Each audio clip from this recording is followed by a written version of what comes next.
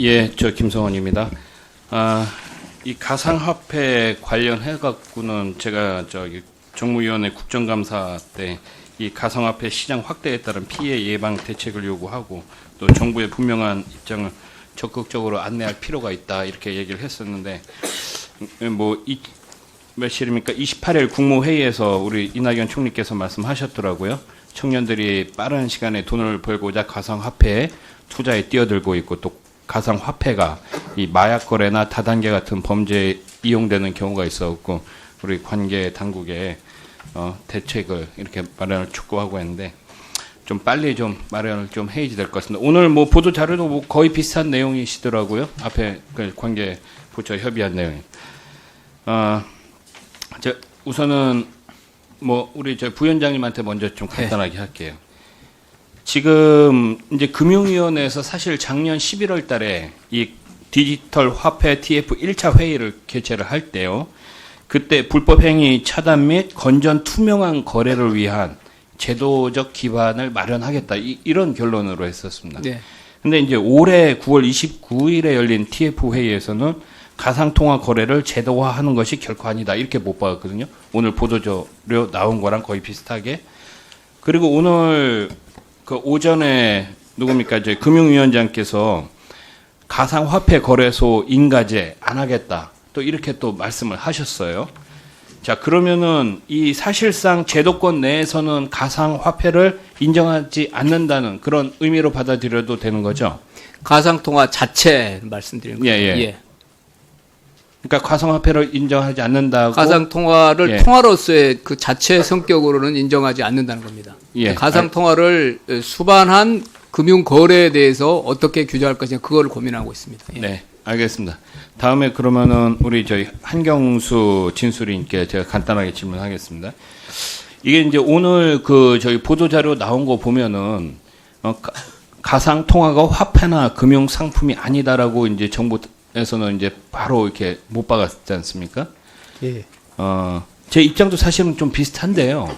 아까 저기 한경수 진수리님께서 말씀하셨을 때는 이게 새로운 유형의 통화 수단보다는 새로운 유형의 재화로 봐야지 된다. 이런 취지로 이렇게 말씀을 하셨어요. 그러면은 일종의 금융상품으로 봐도 된다. 이런 의미였습니까? 아니었습니까? 어떻게 받아들여야지 되죠? 예, 일단 뭐 현재로서는 재화와 예. 금융상품의 성격을 동시에 가지고 있는 게 아닌가 예. 뭐 이런 생각입니다. 그러면 재화와 금융상품의 성격을 동시에 가지고 있다. 이렇게 말씀하시는 거죠. 자, 그리고 또 하나 우리 한경수 진수린에게 또 질의할 내용이요. 이 가상화폐는 이 발행자가 없고 또 취급업자가 가치를 보장하지 않기 때문에 취급업자에 대한 인가제 도입을 통해 소비자 보호, 거래 투명성 확보 등 규제 목적 달성에 한계가 있지 않은가 이런 우려들이 많이 있거든요. 이런 것에 대해서는 어떻게 생각하십니까? 예, 일단 뭐 가상화폐 자체가 발행자가 없는 것 자체가 특성입니다. 그런데 네. 지금까지의 모든 금융상품을 비롯해서 뭐 네. 통화도 마찬가지고 금융상품도 마찬가지고 전자화폐도 마찬가지고 사실은 발행인을 전제로 하고 있습니다. 우리가 지급수단 네. 또는 교환가치로서 사용하는 거는 그동안은 발행자를 전제로 해서 해왔는데 이 가상통화 자체는 일단 발행자가 없습니다. 이런 특성이 있는데 결국 발행자가 없다라는 거는 누군가는 책임지지 않는다라는 것을 말하는 거죠. 그래서 지금 어떻게 보면 가상통화는 향후에 어떻게 전개될지 모르겠지만 이게 그러니까 사적 경제 주체 간의 지급 수단으로 된다 하더라도 그 누구도 그 가치 결제 수단으로는 사용되지만 그 가치에 대해서는 아무도 보증하지 않는다라는 것이기 때문에 적어도 이게 가치 수단으로서 그러니까 사적 경제 주체 사이에서 네. 사적인 결제 수단으로서 지급되는 게 어느 정도 해결되기 전까지는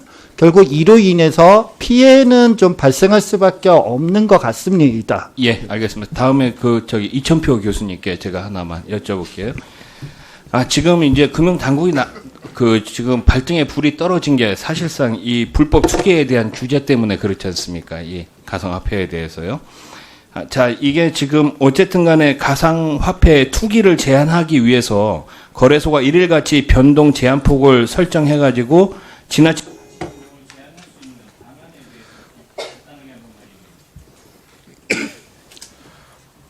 이론적으로 나온 것 중에서 그 주식시장에서 단일 시간에 그 상한 폭을 뭐 제한하자 그런 거를 도입하자 하는 그런 것도 있는데 그런 거를 도입할 때 그 주식시장에서 그거는 10분당 그 제한 폭이 5%라든지 10%라든지 뭐 이런 식이었습니다.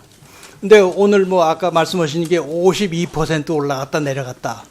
이런 거는 이렇게 큰 규모라고 할 것 같으면 이 투기성이 너무 크기 때문에 이런 것은 그런 방식, 제도적인 그런 그 아파라투스 갖고 그 규율하기 어렵다고 생각합니다. 그러니까 이러한 것은 그 가상화폐에서 그 이제 살려는 사람, 팔려는 사람 이런 것들이 그 사람들이 자기 책임하에서 할 수 있게끔 하는 거고 그거를 저는 그 금융 당국과 언론이 그 이러한 그 장점과 단점을 가지고 있다.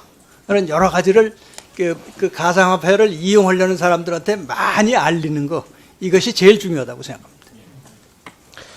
예, 김성훈 의원님 수고하셨습니다. 다음은 더불어민주당의 존경한 박용진 의원님 질의해 주시기 바랍니다.